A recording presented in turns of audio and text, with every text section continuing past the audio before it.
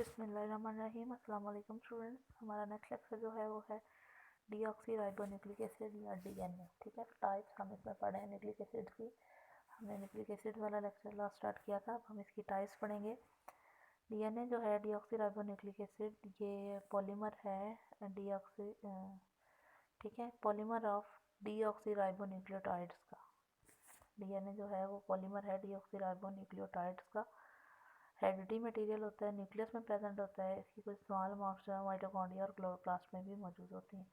इसके कुछ कैरेक्टर्स हम देख लेते हैं। डीएनए जो है वो जेनेटिक मटेरियल है और codes for the sequence of amino acids in proteins and control protein synthesis. DNA जो है कोड भी करता है प्रोटीन्स को और प्रोटीन के सिंथेसिस को कंट्रोल भी करता है। It replicates itself before cell division. Cell division होने से पहले डीएनए जो है वो अपने आप को रेप्लिकेट कर लेता है। इसका रेप्लिकेशन के प्रोसेस के जरिए अपनी कॉपी तैयार करता है। It is present in the nucleus of eukaryotic cells. It can change over the time for evolutionary changes. DNA जो है वो evolutionary changes के दौरान चेंज हो सकता है डीएनए। ठीक है, अच्छा, केमिकल कंपोजिशन जो डीएनए की है, वो डीएनए जो है वो पॉलीमर है डीऑक्सीराइबोन्यूक्लियोटाइड्स का। इसका मतलब है कि बहुत सारे डीऑक्सीराइबोन्यूक्लियोटाइड्स आपस में मिलके डीएनए बना रहे होते हैं। डीएनए में 4 बेसिस होती हैं, adenine, guanine, thymine, cytosine. Uracil DNA में नहीं होती, वो आरएनए में होती है। ठीक है, और आरएनए में वो थायमिन की जगह पे होती है। इसके अलावा जो डीऑक्सीराइबोन्यूक्लिक एसिड है, इसमें कार्बन नंबर 2 वाली पोजीशन पे जो पेंटोज शुगर की कार्बन नंबर 2 है, उसमें एक ऑक्सीजन मिसिंग होती है, इसलिए हम इसको डीऑक्सीराइबोज कह रहे होते हैं। ठीक है, उसके बाद जो डीएनए है उसमें जीन्स होती हैं। हर जीन जो है वो स्पेसिफिक कैरेक्टर्स कंट्रोल कर रही होती है। डीएनए में 4 टाइप्स के न्यूक्लियोटाइड्स होते हैं। D adenosine monophosphate, D guanosine monophosphate, D cytidine monophosphate और डी थायमिडीन मोनोफॉस्फेट। ठीक है, ये जो थायमिडीन या गुआनोसिन है ये न्यूक्लियोसाइड है और साथ फॉस्फेट जब लग जाता है तो वो न्यूक्लियोटाइड बन जाता है। तो डी गुआनोसिन अकेला एक न्यूक्लियोसाइड है और डी गुआनोसिन मोनोफॉस्फेट एक न्यूक्लियोटाइड बन जाता है। Nucleotides are linked together by phosphodiester bond. ये हमने कल भी इसके बारे में डिस्कस किया था कि फॉस्फोडाइएस्टर बॉन्ड दो न्यूक्लियोटाइड्स को आपस में जोड़ता है और पॉली न्यूक्लियोटाइड चेन बनाता है, ये वाला बॉन्ड जो है। ठीक है, अरविंद चारगॉफ जो है उसने अपने रूल में बताया था कि एडेनिन जो है वो थायमीन के इक्वल होगा और यानी प्यूरिन्स जो है उनकी रेशो डीएनए में पैरिमिडीन्स के इक्वल होगी। जितनी प्यूरिन्स है उतनी ही पैरिमिडीन्स होगी। एडेनिन जो है वो डबल बॉन्ड बनाएगा थायमीन के साथ और साइटोसिन जो है वो ट्रिपल बॉन्ड बनाएगा गुआनिन के साथ। फंक्शन जो है डीएनए का वो क्या है? डीएनए इंफॉर्मेशन कैरी करता है given by a given gene is coded in the sequence of nucleotides. ठीक है, डीएनए के पास इंफॉर्मेशन होती है जो कि नस्ल दर नस्ल चलती रहती है। Nucleotide sequence determine the sequence of amino acid. उसके बाद बहुत सारे पोर्शन डीएनए के ऐसे हैं, long portions of DNA called satellite DNA between the genes of DNA of higher organism. Satellite DNA code no proteins. DNA का बहुत सारा पोर्शन ऐसा होता है जिसको सैटेलाइट डीएनए कहते हैं, हायर ऑर्गेनिज्म में पाया जाता है। ये सैटेलाइट डीएनए कोई भी प्रोटीन कोड नहीं कर रहा होता। ठीक है, जंक डीएनए जो है वो भी जीन के अंदर प्रेजेंट होता है। जंक डीएनए भी नॉन कोडिंग डीएनए होता है। डीएनए का वो पोर्शन जो कि कोडिंग कर रहा होता है यानी कोडिंग में इन्वॉल्व होता है उसको कहते हैं एक्सॉन, और जो नॉन कोडिंग पोर्शन है उसको कहते हैं इंट्रॉन। जंक डीएनए जो है वो 97% junk DNA makes up 97% of the DNA in human genome. Little is known of its purpose. ठीक है, जंक डीएनए टोटल डीएनए का 97% जंक डीएनए होता है यानी नॉन कोडिंग होता है, लेकिन इसका फंक्शन अभी तक जो है वो मालूम नहीं हो सका। उसके बाद है double helix model of DNA, Watson और क्रिक ने पेश किया था। It was discovered in 1950s that covalent bonds are present in nucleic acids. ठीक है, 1950s में ये डिस्कवर किया गया कि डीएनए न्यूक्लिक एसिड में कोवेलेंट बॉन्ड्स प्रेजेंट होते हैं। उसके बाद जो था वो 3 डायमेंशनल स्ट्रक्चर वाटसन और क्रिक ने स्टडी करते हुए डीएनए का उसका मॉडल पेश किया था। इनके मॉडल्स के मुताबिक डीएनए के फॉलोइंग कैरेक्टर्स होते हैं। DNA is helical in shape, it is made up of 2 strands. DNA helical होता है, ठीक है, और 2 स्ट्रैंड्स पे मुश्तमिल होता है। Helical has a uniform width of 2 nanometre, ठीक है। हेलिक्स जो होता है उसकी विड्स जो है वो 2 नैनोमीटर होती है। नाइट्रोजनस बेसिस 0.34 नैनोमीटर अपार्ट होती हैं एक दूसरे से। नाइट्रोजनस बेसिस जो है स्टूडेंट्स वो एक दूसरे से 3.34 नैनोमीटर एक दूसरे से फासले पे होती हैं। 10 layers of base pairs are present on each turn of helix. Phosphate groups were present outside the helix, but nitrogenous bases are present in the interior of the helix.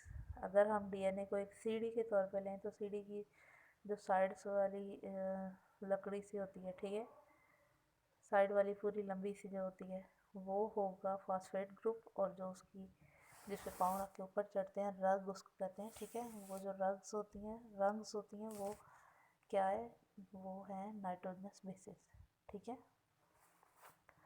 तो डीएनए जो है वो एक लैडर लाइक स्ट्रक्चर होता है। Double helix is a ladder like, it has rigid rungs, its ladder twists in a spiral fashion, the side ropes are equivalent sugar phosphate backbone and the rungs are pairs of nitrogenous bases.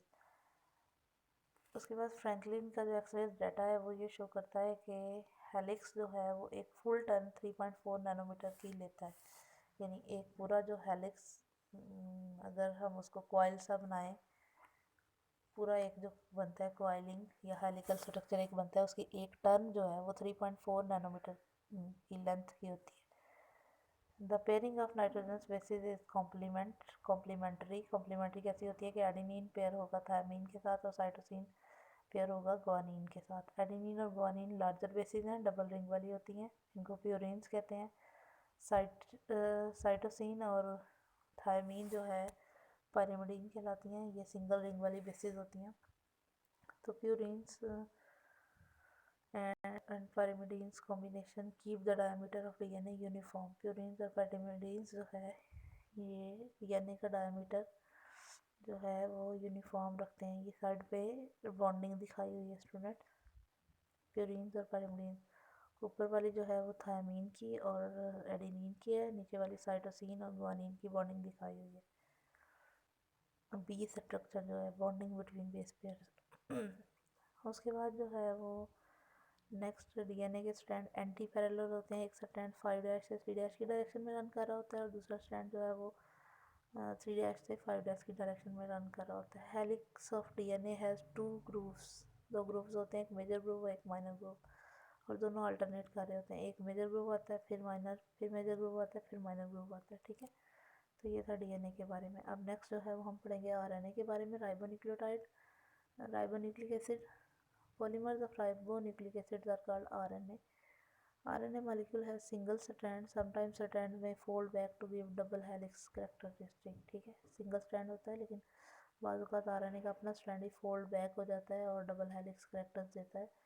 Nitrogen spaces इसमें भी bonding उनकी complementary ही होगी, बस thiamine की जगह पे यूरिसल attach होगा। Cytosine जो है वो पेयर करेगा ग्वानिन के साथ और यूरिसल पेयर करेगा एडेनिन के साथ। आरएनए की जो सिंथेसिस का प्रोसेस है वो ट्रांसक्रिप्शन कहलाता है। आरएनए की 3 टाइप्स होती हैं, 3 main type, messenger RNA, transfer RNA और राइबोसोमल आरएनए। ये सारी की सारी तीनों टाइप जो हैं वो डीएनए से ही तैयार हो रही होती हैं न्यूक्लियस के अंदर। वहाँ पे तैयार होने के बाद ये साइटोप्लाज्म की तरफ को जो है मूव कर जाती हैं। All 3 RNA interact with each other, synthesis of proteins from the genetic information and synthesize. ये तीनों के तीनों मिलके जो हैं आपस में एक दूसरे के साथ मिलके प्रोटीन की सिंथेसिस करते हैं, ठीक है। मैसेंजर आरएनए जो है वो जेनेटिक मैसेज लेके आता है न्यूक्लियस से राइबोसोम की तरफ। राइबोसोम साइटोप्लाज्म में होता है। मैसेंजर आरएनए टोटल आरएनए का 3 to 4% जो है वो होता है। इसके बाद राइबोसोम जो है वो साइटोप्लाज्म में प्रेजेंट होते हैं। मैसेंजर आरएनए राइबोसोम के पास आता है और उसके साथ आके अटैच हो जाता है और फिर प्रोटीन की सिंथेसिस स्टार्ट होती है। मैसेंजर आरएनए की जितनी लेंथ होगी, मतलब प्रोटीन का साइज डिपेंड करेगा मैसेंजर आरएनए के। Messenger RNA consist of single strand of variable length, it's size depends upon the size of gene for specific protein, ठीक है। मैसेंजर आरएनए अगर 3000 न्यूक्लियोटाइड का है तो जब प्रोटीन होगी वो 1000 न्यूक्लियोटाइड्स की बने 1000 अमीनो एसिड्स की सॉरी बनेगी। उसके बाद आ जाता है ट्रांसफ़र आरएनए। ट्रांसफ़र आरएनए जो है वो message reads message on messenger RNA and transfer specific amino acid to the ribosome, ठीक है। ट्रांसफ़र आरएनए मैसेंजर आरएनए का मैसेज रीड करते हुए उसके अकॉर्डिंग जो अमीनो एसिड है वो उसको अटैच करेगा। Transfer RNA clover leaf like structure होता है और उसके एंड पे एंटी कोड होता है, यानी मैसेंजर आरएनए के ऊपर कोड होता है, ट्रांसफ़र आरएनए के ऊपर एंटी कोड होता है। वो एंटी कोड जो है वो कॉम्प्लीमेंट्री होता है मैसेंजर आरएनए के, ठीक है। वो मैसेंजर आरएनए के साथ अटैच होता है और हर आरएनडी ट्रांसफ़र आरएनए स्पेसिफिक होगा अमीनो एसिड के लिए, यानी अगर AUG है तो उसके साथ जो ट्रांसफ़र आरएनए आके अटैच होगा वो होगा A के साथ यूरेसिल लगता है, ठीक है, तो UAC, ठीक है। ये वाला ट्रांसफ़र आरएनए आके अटैच होगा जिसके ऊपर ये वाला एंटी कोड होगा और उस ट्रांसफ़र आरएनए के ऊपर जो अमीनो एसिड होगा वो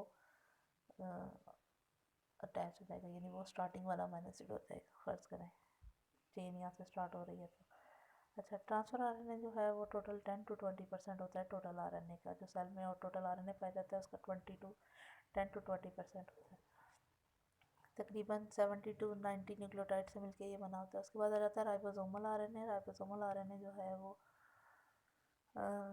combine with ribosomal protein and form ribosome. ये राइबोसोम बना रहा होता है। राइबोसोमल आरएनए जो है वो टोटल सेल के आरएनए का 80% या 90%, ऑलमोस्ट 80% होता है। Ribosomal RNA form 50% of the ribosome. It acts as a machine for the synthesis of protein. ये प्रोटीन की सिंथेसिस के लिए मशीन का काम करता है, ठीक है, राइबोसोमल आरएनए और राइबोसोम।